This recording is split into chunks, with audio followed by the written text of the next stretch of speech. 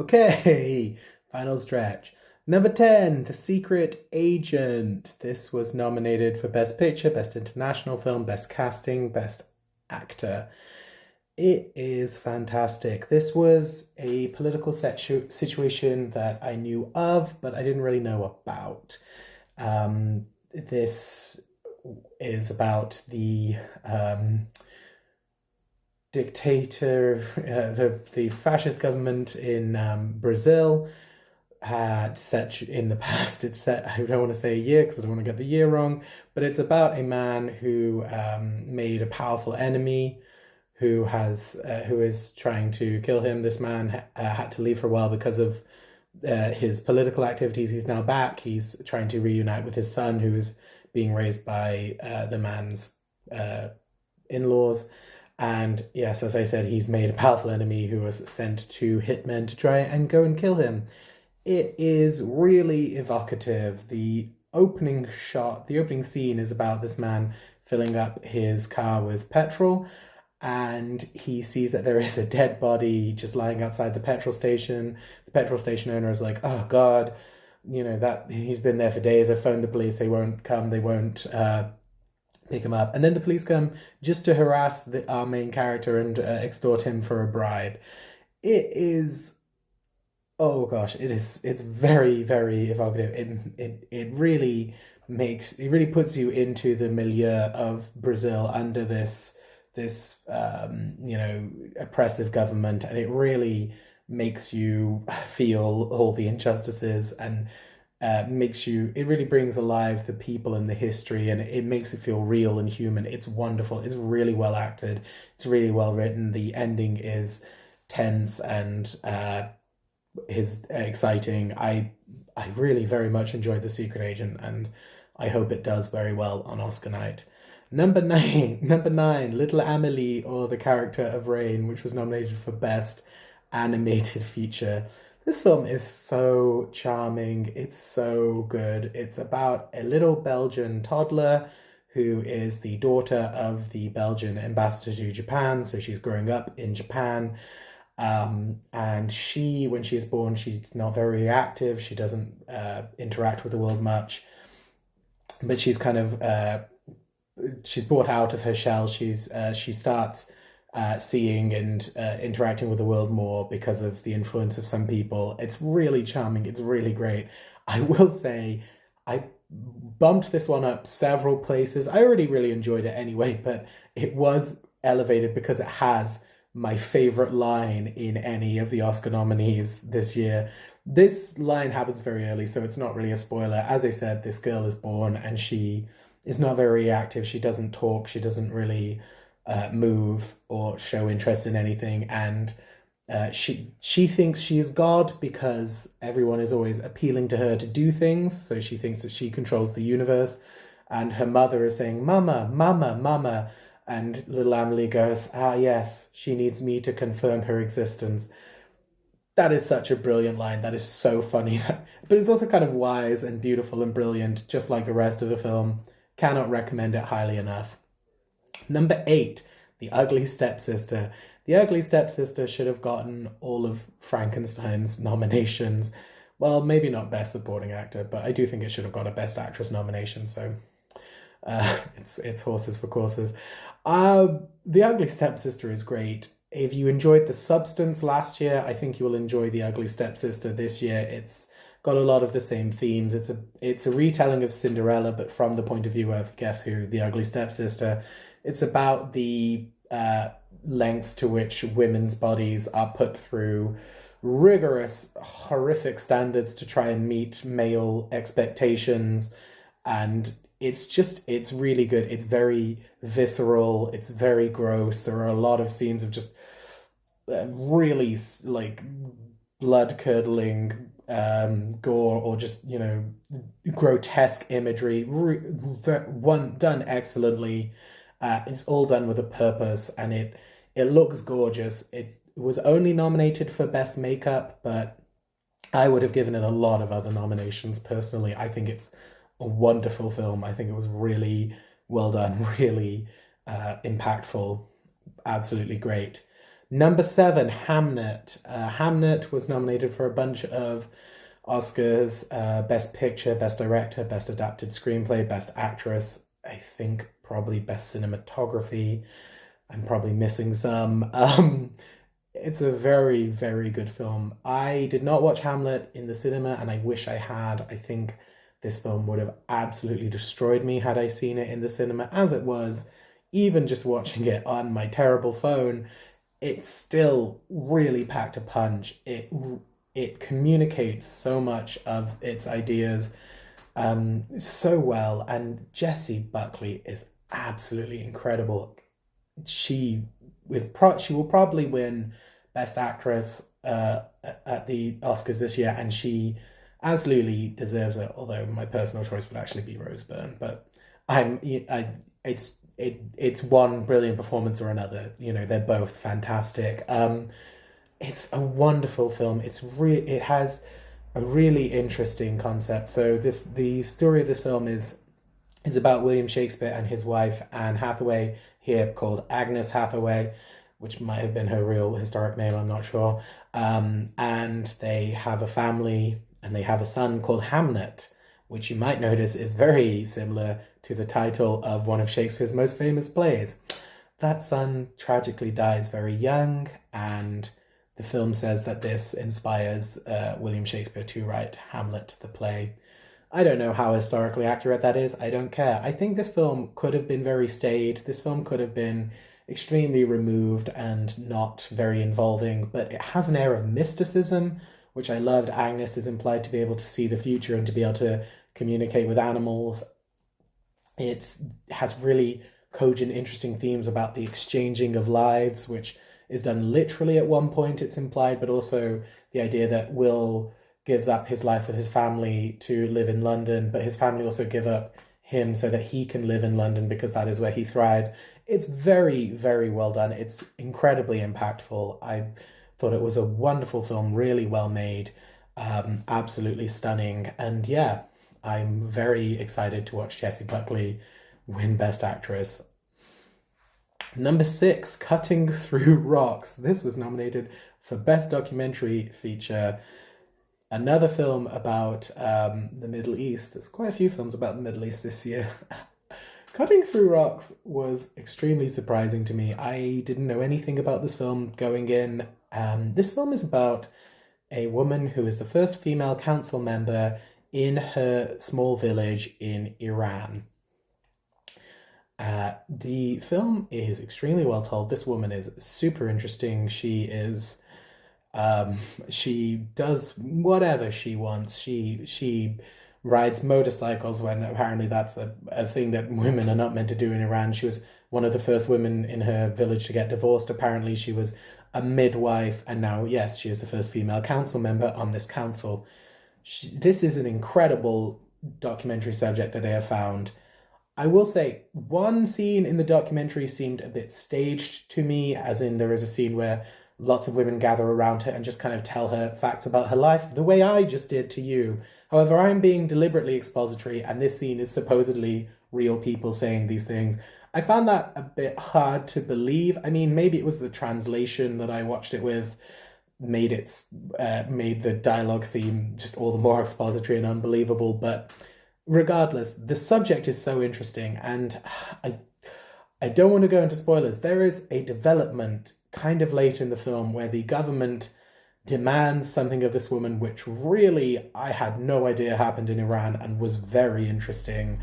I have to believe that this is all true because of the way it's presented. If it is, this is an absolutely stunningly interesting subject that they have found, and they present it very well. I really enjoyed Cutting Through Rocks. However, I didn't enjoy it quite as much as number 5, Mr. Nobody Against Putin, also nominated for Best Documentary. My pick for Best Documentary this year.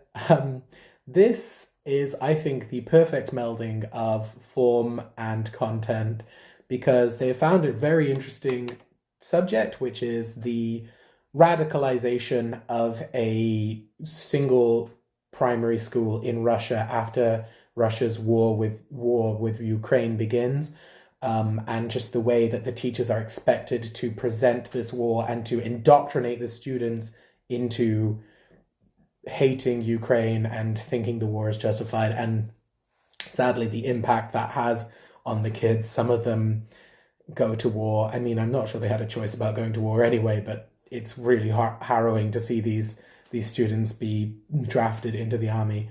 But I think the presentation of this film is also stunning. So much of the film, to me, relies on the man who is shooting the footage.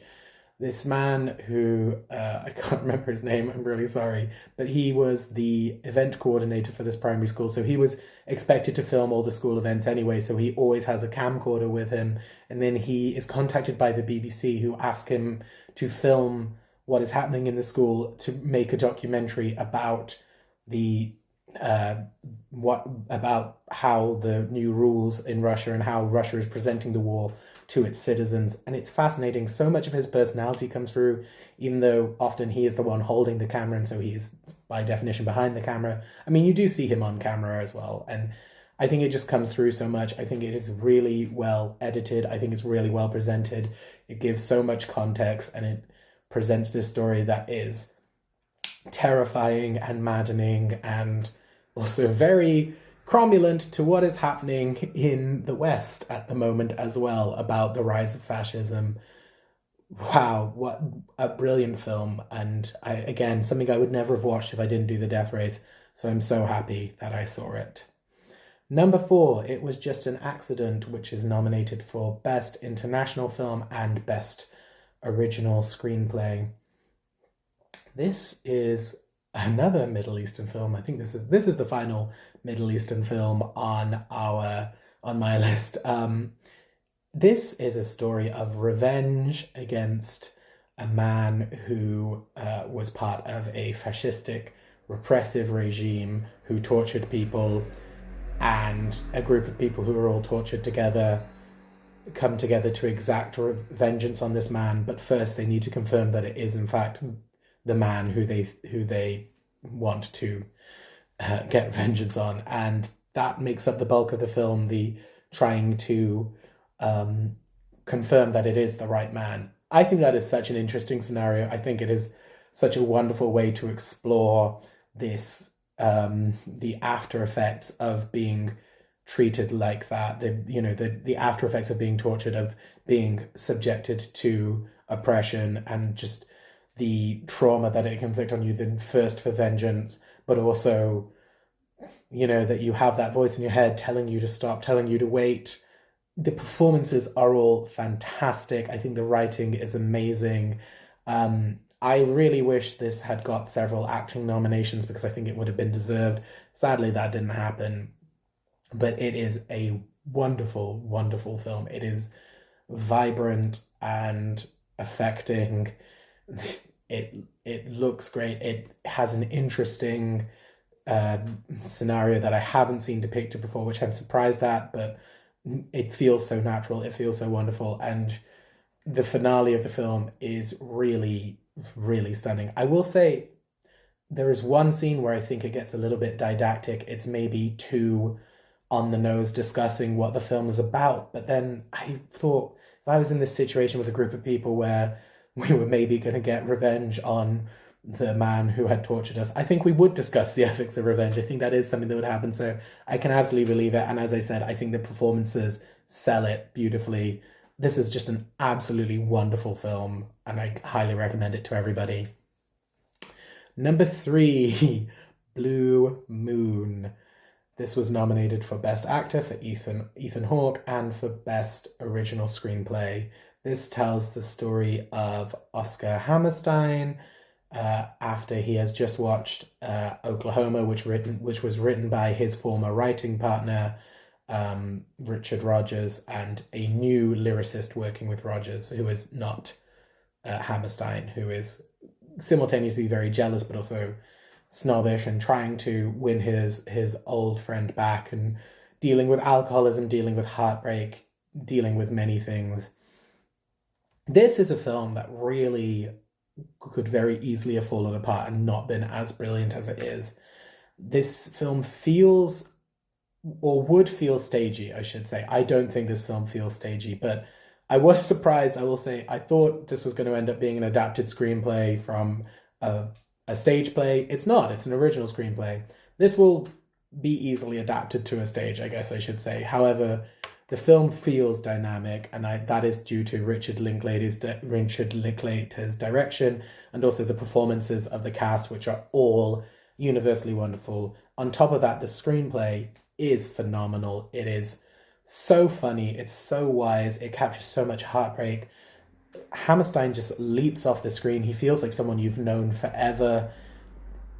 Ethan Hawke should get Best Actor this year, I think. It's a shame he won't, but he is absolutely phenomenal. He just immediately inhabits this role, and he seems like, as I said, he has always been in front of you. You feel as though you've met him night after night. You know all his struggles, you know all his worries. You love spending time with him, but you also pity him. It's a phenomenal feat. This film is wonderful, and I just wish more people had seen it. It's sad, it's funny, it's wise, it's affecting in all the best ways, and I really wish it were nominated for more things than it has been. The exact opposite of not getting as many nominations as it deserves is Sinners, which is my number 2. Sinners was nominated for pretty much everything except Best Lead Actress. I would argue there isn't a Best Lead Actress to nominate, but we're not going to get into category 4 now. Sinners has so many nominations, the most nominations of any film ever, and I would say it deserves all of them. Sinners is so much fun. It is a raunchy, vibrant, wonderful film about comradeship and the myth of equality under capitalism, told with vampires, great action, and great music. The situation is unique. The presentation is wonderful. There is so much fun to be had. These characters are so interesting, and everything presented on screen just, it sings. It's so alive. It's so vibrant. You can tell that it's a real labor of love from everyone involved, that everyone believed in the project and everyone knew what they wanted to both put in and to get out of the project. And that is just wonderful to see. It's lovely to see this level of craft put into a vampire film, and to see a vampire film with this much to say, but also being this much fun. I have really no complaints. I mean, I think everybody involved deserves to be accoladed, and they have been. It's wonderful. It's great to see. Sinners would be a very worthy Best Picture winner. However, I should say that my choice for Best Picture is my number 1, One Battle After Another. When there's 2 great films, Sinners, One Battle After Another, I would be happy if either of these won.